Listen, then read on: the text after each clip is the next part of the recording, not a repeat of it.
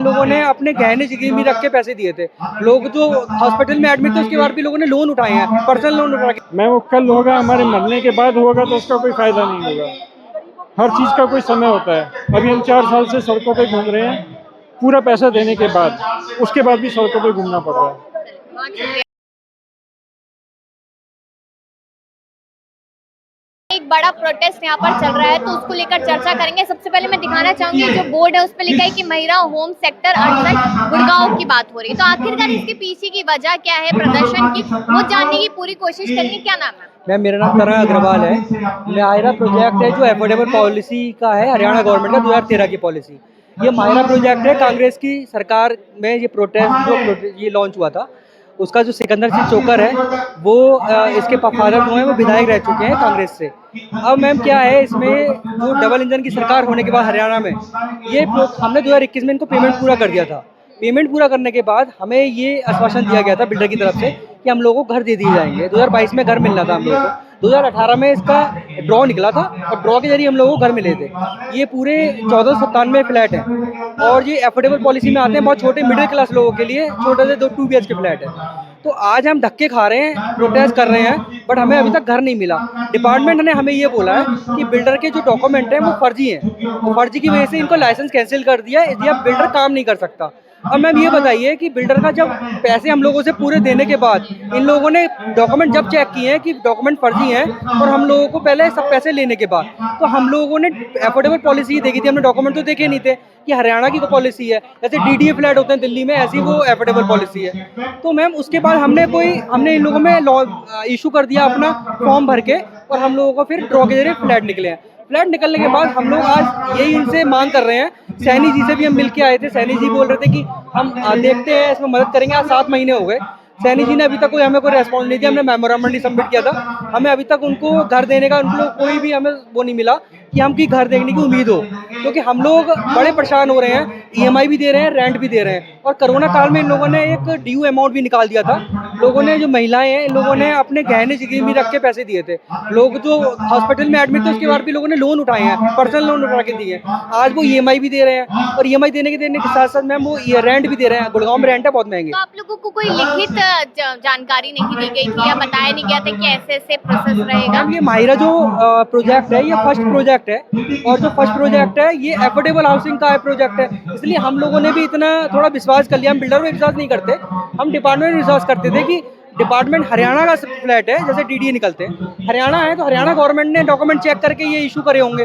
उसके बाद हमें बाद में पता चल रहा है, जब पैसे दे दिए पूरे 350-400 करोड़ रुपए दे चुके हैं हम लोग सब मिलके। हम लोग कितने लोग? 1497 फ्लैट हैं, 1497 फ्लैट हैं। 2021 में हमने पूरा पेमेंट कर दिया, 2018 में ड्रॉ निकला था, और 350-400 करोड़ रुपए हम दे चुके हैं, और 50% काम हुआ है उसमें, कोई काम नहीं हुआ उसमें अभी तक। और हम लोग अभी आप लोग क्या मांग कर रहे हैं, कौन आपकी सुनेगा? आप अब अगला कदम आपका क्या है? हम लोग यहाँ जंतर मंतर पे प्रोटेस्ट करने इसलिए आए हैं कि आप लोगों के माध्यम से हमारी आवाज़ मोदी जी गवर्नमेंट तक पहुँचे, जिससे कि वो सुन पाए हम लोग कितने पीड़ित हैं। हम लोगों को, मोदी जी को शायद ना पता हो वहाँ बैठ के कि हरियाणा में क्या हो रहा है, क्योंकि सरकार कुछ क्या मदद कर रही है।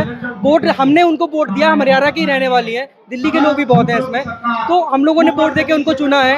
डबल इंजन की सरकार, उन्होंने बोला है कि डबल इंजन की सरकार बनाइए, आपकी सब काम पूरे होंगे। जो 4 साल की मोदी गारंटी थी वो भी सब फेल हो रही है, कोई 4 साल का फ्लैट नहीं मिल पाए 4 साल से। तो हम कोशिश यही है हम लोगों की कि आपके माध्यम से मोदी जी तक ये वीडियो पहुंच जाए, और पहुंचने के बाद हम लोगों को मदद हो जाए, हम लोगों को घर मिल जाए जो हम पैसे दे चुके हैं। तो कोशिश यही है, हम सब लोगों से बोलेंगे कि आपकी वीडियो भी शेयर हो जाए आगे, हम लोग भी शेयर करेंगे, जिससे कि मोदी सरकार तक पहुंचे किसी न किसी तरह। क्या नाम है आपका? मेरा नाम मोनिका है। जब आप लोगों को जानकारी मिली थी कि हमें पैसा देना है, हमें नया घर मिलेगा, तो उस समय पर आपने क्या कोई लिखित जानकारी ली थी सरकार से या नहीं ली थी, और अब क्या उम्मीद है आपको? देखिए, क्योंकि ये प्रधानमंत्री आवास योजना के तहत ये हमने पैसे इसमें दिए थे, और अगर मैं आपको याद दिलाऊं तो 2020-21 में जब कोरोना आया था, हमने अपने गहने भी बेचे हैं, हमने लोन लिया है, जब जाके हमने अपनी पेमेंट पूरी की है। और पिछले 4 साल से हम धक्के खा रहे हैं। अगर हम DTP के पास जाते हैं वो कहते हैं रेरा के पास जाओ, रेरा के पास जाते हुए हमें धक्के बाहर निकाल के कहते हैं चंडीगढ़ जाओ, चंडीगढ़ जाते हैं तो वो कहते हैं अपने कांग्रेस के मंत्री से मिलो, कांग्रेस वाले कहते हैं बीजेपी से मिलो, कहाँ जाएं? पेमेंट पूरी कर चुके हैं, टैक्स भी भर चुके हैं और आज भी हम सड़कों पर हैं। तो जब सरकार कह रही है कि जो बिल्डर्स है वो अवैध है, यानी कि बिल्डर्स नहीं कर सकते, उनके पास वो कागज नहीं है, तो फिर अब आप अपनी बात कहाँ सरकार के सामने रखेंगे, नायब सैनी के सामने रखेंगे आप? हम रखना चाहते हैं लेकिन हमारी कोई सुने तो सही। और बिल्डर अगर अवैध रूप से काम कर रहा था उस समय क्या सरकार सो रही थी जब उसने बिल्डर ने 4 साल तक हमारे पैसे लिए? लगभग कितना पैसा आप लोगों ने अभी तक दिया? एक बात देख लीजिए, 1500 परिवार है, कम से कम कितने करोड़ रुपए? 450 करोड़ रुपए हम भर चुके हैं सारे लोग मिलके। तो उस समय सरकार सो रही थी कि इसके पैसे 4 साल तक क्या कर रही थी? उन्होंने डॉक्यूमेंटेशन चेक नहीं किया। जय सिंह। डबल इंजन की सरकार ने कहा था कि विकास ऐसा होगा कि सब लोग देखते रह जाएंगे, क्या विकास? मैडम आप सब देख ही रहे हो कि ये विकास है। लोग सड़कों पर धक्के खा रहे हैं अपने बच्चों को ले लेके। हर महीने हम यहाँ गर्मी में आते हैं और महीने में तो यहाँ पे हम एक बार आते हैं, बाकी हम हर हफ्ते चक्कर काटते हैं DTCP के रेरा के ऑफिस के गुड़गांव में, इवन चंडीगढ़ तक भी, लेकिन कोई भी किसी से मदद नहीं मिल रही है। हम लाचार हैं और EMI भरे जा रहे हैं, घर का कोई अता पता नहीं है। सरकार कह रही कि कांग्रेस वालों से बात कीजिए। तो मैडम सरकार तो बीजेपी की है ना, अब बीजेपी को कुछ करना चाहिए और कांग्रेस का विधायक है जिनका ये प्रोजेक्ट है, तो दोनों की मिली भगत है। अगर एंटी गवर्नमेंट होती है तो वो तो उसको सबसे पहले अंदर करते हैं, सॉल्यूशन निकालते हैं। अगर कोई भी का इसका निष्कर्ष नहीं निकल रहा तो दोनों मिले हुए हैं ना। आप लोगों को घर नहीं देना चाहती है सरकार, ऐसा लग रहा है आपको? बिल्कुल मैडम, अभी ऐसा ही लग रहा है क्योंकि हम बिल्कुल लाचार हो चुके हैं। हम धक्के खा रहे हैं, महिलाएं हैं, बच्चे हैं, हर हफ्ते, हर 15 दिन में, हर महीने कहीं ना कहीं हम जाते हैं और पेमेंट भी हमने 2021 में 100% दे चुके हैं और 21 से 25 है। हमारी सिर्फ इतनी रिक्वेस्ट है कि हमने जो बुक किया था वो प्राइम मिनिस्टर के भरोसे पे किया था, ये अफोर्डेबल स्कीम थी।